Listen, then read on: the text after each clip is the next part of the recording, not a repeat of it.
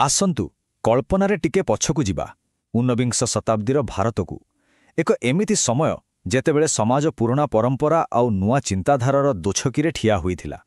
ଏହି ସଂଘର୍ଷରୁ ହିଁ ବାହାରିଥିଲା ଦୁଇଟି ସମ୍ପୂର୍ଣ୍ଣ ଅଲଗା ରାସ୍ତା, ସୁଧାରଣା ନା ପୁନରୁତ୍ଥାନ।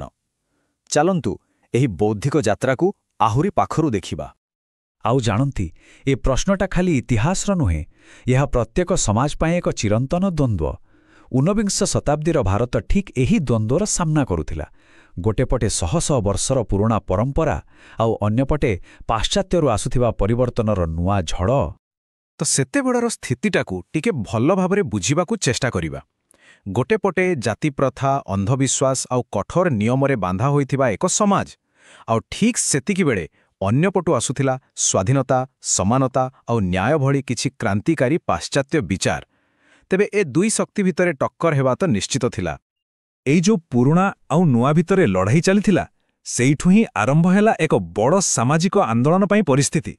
ଚାଲନ୍ତୁ ଏହା ଭିତରକୁ ଯାଇ ବୁଝିବା ଯେ ଏହି ପରିବର୍ତ୍ତନର ଧାରା ପ୍ରକୃତରେ ଆରମ୍ଭ ହେଲା କେମିତି। ଆଉ ଏ ପରିବର୍ତ୍ତନ ପଛରେ କାରଣ କ'ଣ ଥିଲା? ଗୋଟିଏ କାରଣ ନୁହେଁ, ବହୁତ କିଛି ଏକାଠି ହୋଇଗଲା। ଇଂରେଜ ଶାସନ, ସମାଜରେ ମହିଳାଙ୍କ ଦୟନୀୟ ସ୍ଥିତି, ନୂଆ ଶିକ୍ଷାର ପ୍ରସାର ଆଉ ବାହାର ଦୁନିଆ ବିଷୟରେ ଧୀରେ ଧୀରେ ବଢ଼ୁଥିବା ଜ୍ଞାନ, ଏସବୁ ମିଶି ସମାଜରେ ଏକ ପ୍ରକାର ଚାପ ସୃଷ୍ଟି କରୁଥିଲା। ଏହି ପରିସ୍ଥିତିରୁ ହିଁ ଦୁଇଟା ମୁଖ୍ୟ ରାସ୍ତା ବାହାରିଲା। ଗୋଟେ ଥିଲା ସୁଧାରବାଦୀ, ଯେଉଁମାନେ ପାଶ୍ଚାତ୍ୟର ଭଲ କଥାକୁ ଆମ ପରମ୍ପରା ସହିତ ମିଶାଇ ଆଗକୁ ଯିବାକୁ ଚାହୁଁଥିଲେ। ଆଉ ଅନ୍ୟ ରାସ୍ତାଟି ଥିଲା ପୁନରୁତ୍ଥାନବାଦୀଙ୍କର, ଯେଉଁମାନେ କହୁଥିଲେ ଯେ ଆମକୁ ଆମର ପ୍ରାଚୀନ ଶାସ୍ତ୍ରର ଶୁଦ୍ଧତା ଆଡ଼କୁ ଫେରିଯିବା ଦରକାର। ଚାଲନ୍ତୁ ପ୍ରଥମେ ଦେଖିବା ସୁଧାରର ରାସ୍ତାକୁ। ଆଉ ଏହାର ଆରମ୍ଭ ହୋଇଥିଲା ବ୍ରାହ୍ମ ସମାଜରୁ, ଯାହାକୁ ଏହି ବୌଦ୍ଧିକ ଜାଗରଣର ପ୍ରଥମ ପାହାଡ଼ ବୋଲି କୁହାଯାଇପାରେ। 1828 ମସିହା ରାଜା ରାମମୋହନ ରାୟଙ୍କ ଦ୍ୱାରା ସ୍ଥାପିତ ହେଲା ବ୍ରାହ୍ମ ସମାଜ। ତାଙ୍କୁ ଭାରତର ପ୍ରଥମ ଆଧୁନିକ ମଣିଷ ବୋଲି କୁହାଯାଏ। ଆଉ କାହିଁକି ଜାଣନ୍ତି? କାରଣ ସେ ହେଉଛନ୍ତି ସେହି ବ୍ୟକ୍ତି ଯିଏ ପ୍ରଥମ ଥର ପାଇଁ ପରମ୍ପରାକୁ ଖୋଲାଖୋଲି ପ୍ରଶ୍ନ କରିବାର ସାହସ କରିଥିଲେ। ଏହାର ମୂଳ ଉଦ୍ଦେଶ୍ୟ ଥିଲା ଗୋଟିଏ, କେବଳ ଜଣେ ନିରାକାର ଈଶ୍ୱରଙ୍କ ଉପାସନା କରିବା। ଆଉ ଦେଖନ୍ତୁ, ଏହି ଆନ୍ଦୋଳନ କେମିତି ସେହି ସମୟର ଚଳି ଆସୁଥିବା ପ୍ରଥାଗୁଡ଼ିକୁ ସିଧାସଳଖ ଆହ୍ୱାନ ଦେଉଥିଲା। ଏହା ପୁରୋହିତବାଦ, ଜଟିଳ କର୍ମକାଣ୍ଡ ଆଉ ବଳି ପ୍ରଥାକୁ ସମ୍ପୂର୍ଣ୍ଣ ଭାବେ ମନା କରିଦେଲା। ଏହାର ଫୋକସ୍ ଥିଲା କେବଳ ପ୍ରାର୍ଥନା, ଧ୍ୟାନ ଆଉ ସବୁଠୁ ବଡ଼ କଥା, ସବୁ ଧର୍ମର ଏକତା ଉପରେ। ହେଲେ ଏତେ ବଡ଼ ପରିବର୍ତ୍ତନକୁ କ'ଣ ସମସ୍ତେ ସହଜରେ ମାନିନେବେ? ନା, ବିଲକୁଲ ନୁହେଁ।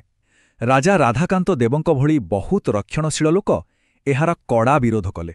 ସେମାନେ ଏହି ନୂଆ ଚିନ୍ତାଧାରାକୁ ରୋକିବା ପାଇଁ ଧର୍ମସଭା ନାମରେ ଏକ ସଂଗଠନ ବି ଗଢ଼ିଥିଲେ। ଏଥିରୁ ହିଁ ଜଣାପଡ଼ୁଛି ଏହି ବିଚାର ସେ ସମୟରେ କେତେ ବିବାଦୀୟ ଥିଲା। ତେବେ କାହାଣୀ ଏଇଠି ସରିନଥିଲା। ବ୍ରାହ୍ମ ସମାଜରୁ ଯେଉଁ ନିଆଁ ଲାଗିଥିଲା, ତାହା ଧୀରେ ଧୀରେ ଚାରିଆଡ଼େ ବ୍ୟାପିବାରେ ଲାଗିଲା, ଆଉ ଉପାସନାରୁ ବାହାରି ସାମାଜିକ କଲ୍ୟାଣ ଆଡ଼କୁ ମୁହାଇଲା। ବଙ୍ଗଳାରୁ ଉଠିଥିବା ଏହି ସୁଧାରର ଢେଉ ପହଞ୍ଚିଗଲା ସିଧା ବମ୍ବେରେ। 1866ରେ ଡକ୍ଟର ଆତ୍ମାରାମ ପାଣ୍ଡୁରଙ୍ଗଙ୍କ ନେତୃତ୍ୱରେ ଗଠନ ହେଲା ପ୍ରାର୍ଥନା ସମାଜ। ଏହା ସ୍ପଷ୍ଟ ସଂକେତ ଦେଉଥିଲା ଯେ ପରିବର୍ତ୍ତନର ଏହି ଚିନ୍ତା ଆଉ ଗୋଟିଏ ଜାଗାରେ ସୀମିତ ହୋଇ ରହିବନି। ଆଉ ପ୍ରାର୍ଥନା ସମାଜ କେବଳ ଧାର୍ମିକ ଆଲୋଚନାରେ ସୀମିତ ନଥିଲା, ସେମାନଙ୍କର ଗୋଟେ ପକ୍କା ଆକ୍ସନ ପ୍ଲାନ୍ ଥିଲା। ସେମାନେ ସିଧାସଳଖ ସମାଜର କୁପ୍ରଥା ଉପରେ ଆକ୍ରମଣ କଲେ। ଜାତିପ୍ରଥାକୁ ବିରୋଧ, ମହିଳା ଶିକ୍ଷାକୁ ପ୍ରୋତ୍ସାହନ, ବିଧବା ପୁନର୍ବିବାହକୁ ସମର୍ଥନ ଆଉ ବାଲ୍ୟବିବାହ ବିରୁଦ୍ଧରେ ସ୍ୱର ଉଠାଇବା, ଏସବୁ ଥିଲା ସେମାନଙ୍କର ମୁଖ୍ୟ ଲକ୍ଷ୍ୟ। କିନ୍ତୁ ସୁଧାରର ଏହି ଯାତ୍ରାରେ ଆଉ ଏକ ଆହୁରି କ୍ରାନ୍ତିକାରୀ ପଦକ୍ଷେପ ଆସିଲା, ଆଉ ତାହା ଥିଲା ସତ୍ୟଶୋଧକ ସମାଜ।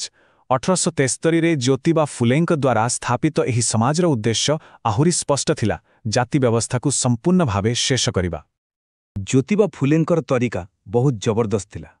ସେ ଜାଣିଥିଲେ ଯେ କେବଳ କହିଲେ ହେବନି, ଲୋକଙ୍କ ମନରେ ବସିଯାଇଥିବା କାହାଣୀକୁ ବଦଳାଇବାକୁ ପଡ଼ିବ।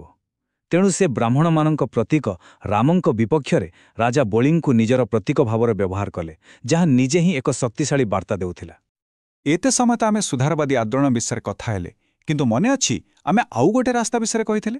ହଁ, ପୁନରୁତ୍ଥାନବାଦ। ଏହା ପାଶ୍ଚାତ୍ୟ ପ୍ରଭାବ ବିରୁଦ୍ଧରେ ଏକ ପ୍ରତିକ୍ରିୟା ଥିଲା। ଏବେ ସେ ଆଡ଼କୁ ଯିବା। ଦୟାନନ୍ଦ ସରସ୍ୱତୀଙ୍କର ଏହି ଗୋଟିଏ ଲାଇନ୍, ବେଦକୁ ଫେରିଚାଲା, ବାସ୍ ଏଇଠୁ ହିଁ ପୁରା ବିଚାରଧାରା ବଦଳିଗଲା। ସୁଧାର ବଦଳରେ ଏବେ ଆହ୍ୱାନ ଥିଲା ନିଜର ପ୍ରାଚୀନ ଜ୍ଞାନକୁ ଫେରିଯିବାର।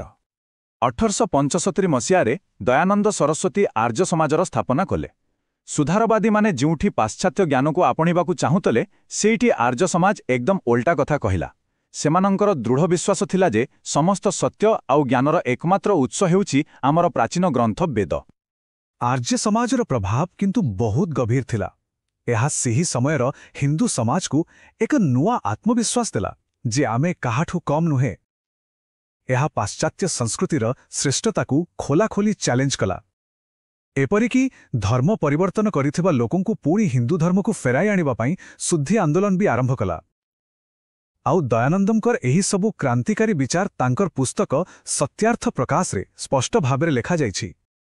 ତେବେ ଏ ଯେଉଁ ଦୁଇଟି ଅଲଗା ଅଲଗା ରାସ୍ତା ଥିଲା, ସୁଧାରା ଆଉ ପୁନରୁତ୍ଥାନ, ଏ ଦୁଇଟା ମିଶି ଆଧୁନିକ ଭାରତର ମୂଳଦୁଆ କେମିତି ପକେଇଲେ ଆସନ୍ତୁ ସେଇଟାକୁ ଶେଷରେ ଦେଖିବା।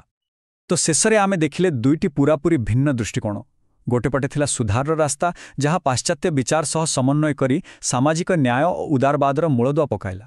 ଆଉ ଅନ୍ୟପଟେ ଥିଲା ପୁନରୁତ୍ଥାନର ରାସ୍ତା, ଯାହା ନିଜର ପ୍ରାଚୀନ ଗୌରବକୁ ଫେରିଚାହିଁ ସାଂସ୍କୃତିକ ଜାତୀୟତା ଏବଂ ଆତ୍ମସମ୍ମାନର ଭାବନାକୁ ଜାଗୃତ କଲା। ତ ପ୍ରଶ୍ନ ଏବେ ବି ସେଇଆ, ସୁଧାର ନା ପୁନରୁତ୍ଥାନ? କେଉଁ ରାସ୍ତାଟା ଠିକ୍? ମଜାର କଥା ହେଉଛି, ଊନବିଂଶ ଶତାବ୍ଦୀରେ ଆରମ୍ଭ ହୋଇଥିବା ଏହି ବିତର୍କ ଆଜି ଏକବିଂଶ ଶତାବ୍ଦୀରେ ବି ଆମ ଚାରିପାଖରେ କେଉଁଠି ନା କେଉଁଠି ଚାଲିଛି। ଏହା ଏକ